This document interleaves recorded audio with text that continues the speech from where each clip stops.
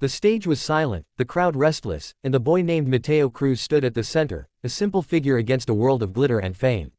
His jeans were worn, his shirt too big, and his eyes, they carried the kind of pain you can't fake. He wasn't supposed to be there. Not anymore. 2 years ago, Mateo had come to America's Got Talent with his father, a humble carpenter who built furniture in the outskirts of Manila. They'd saved every peso for that trip. His father, Tomas Cruz, used to say, "Son, our hands may build wood, but your voice can build dreams." Back then, Mateo sang for the judges with the innocence of a boy who had never seen the world's cruelty. His performance was raw, shaky, but honest. The judges had smiled politely, thanked him, and said he wasn't ready. They didn't see the magic yet. But Simon Cowell, ever so blunt, had told him, "You have something. Not today, but someday." That someday came at a heavy price. When they returned to the Philippines, their small carpentry shop burned down in a storm that swept through the coastal town. Tomas spent weeks trying to rebuild it, refusing to give up. Then, one night, while repairing the roof during a thunderstorm, lightning struck nearby. Mateo ran outside barefoot, hearing the crash, only to find his father lying still, his hand clutching the same wooden cross he'd carved for Mateo as a child. The boy's world shattered. Music, once a joy, became a painful reminder of loss. Months passed. Mateo stopped singing. He worked odd jobs, repairing chairs, carrying lumber, anything to keep his mother and little sister fed. But every night, when the wind blew through their broken window, he could hear his father's words echoing, "Your voice can build dreams." One day, while sanding a piece of wood, he found that same carved cross hidden in his toolbox. On the back, faintly scratched, were the words, "Sing for the world, not for the judges." It was then he decided.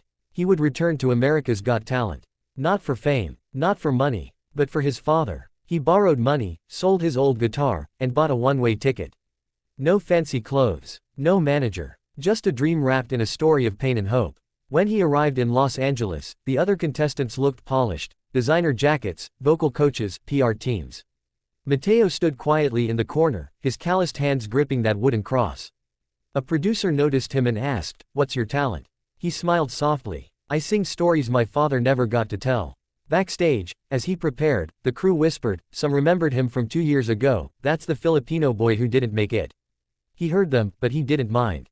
This time, he wasn't here to impress anyone. He was here to finish what his father started. The lights dimmed. His name was announced. "Please welcome, Mateo Cruz, from the Philippines." He stepped into the spotlight, heart pounding. The audience clapped politely, most expecting another average singer. Simon Cowell leaned back in his chair, arms crossed. "Welcome back," Simon said, recognizing him. "You've been here before, haven't you?" "Yes, sir," Mateo replied. "I came with my father. He's not here anymore, but he's the reason I am." The audience fell silent. Simon nodded. "All right, Mateo. The stage is yours." Mateo closed his eyes. The first note left his lips, soft, trembling, then grew into something powerful, like a prayer that had waited too long to be heard. He sang a song called "Home in the Sky," one he'd written himself, about loss, faith, and finding peace. The lyrics told of a boy building dreams with his father's hands, of wood that never breaks, and love that never dies. When he hit the chorus, his voice cracked, not from weakness but from truth. People in the audience started crying. Even Howie Mandel, usually playful, leaned forward, whispering, "This is unreal." Then came the bridge. The music swelled. Mateo looked straight at Simon and sang, "You once said, not today. Well, today, I sing for him." The entire hall went silent. No movement. Just that voice, soaring, shaking, healing. By the time he finished, there was no applause. Only tears. Then, suddenly, the crowd erupted.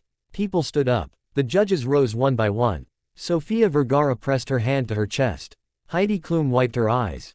Simon Cowell, the man known for never showing emotion, leaned forward, eyes glassy, and whispered into his mic, "Mateo, your father is listening right now. And he's proud." The audience gasped as Simon stood up and slammed the golden buzzer. Golden confetti rained down, and Mateo fell to his knees, clutching his cross, whispering, "This is for you, Papa." The host ran over, hugging him, as the crowd chanted his name. It was one of those moments you can't script, real, raw, unforgettable. But the story didn't end there.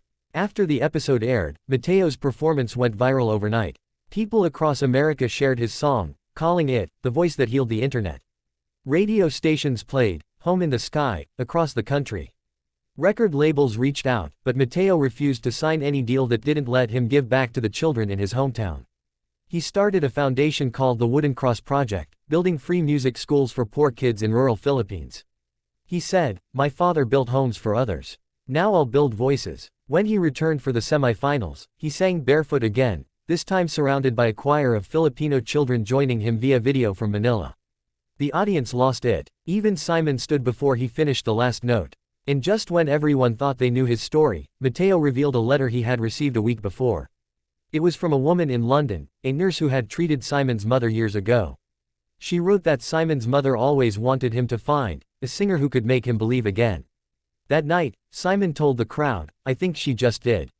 In the finals, Mateo sang a stripped-down version of "You Raise Me Up." No lights, no orchestra, just his voice and his father's photo projected behind him. When he finished, there wasn't a dry eye in the house. The judges didn't even wait. They all stood. Simon looked directly at him and said, "You didn't come here to win. You came here to remind us why we love music." And he was right. Mateo didn't win the trophy that night. But he won something far greater, the hearts of millions. After the show ended, Simon invited Mateo to record a charity single. The proceeds went to rebuilding the homes lost in Mateo's town after the storm. When Simon visited Manila months later, he met Mateo's mother. She gave Simon a small wooden cross, identical to the one her husband carved years ago. Simon kept it in his studio, saying, "Whenever I doubt, I look at this." Years passed. Mateo became a symbol of humble greatness, proof that pain can create beauty, that dreams built with rough hands can still reach the heavens. One day, during an interview, a reporter asked, "What did you feel when Simon cried?" Mateo smiled. "I didn't see Simon cry. I saw a father remember his child. And that's when you realize, it wasn't just a song. It was a bridge between hearts." From a small carpentry shed in the Philippines to the biggest stage in the world, a poor boy's voice had traveled across oceans, languages, and pain, proving that music, when born from love, never dies. So next time you hear someone say that dreams are too far or too high, remember Mateo Cruz, the carpenter's son, who made Simon Cowell cry, and made the world believe again.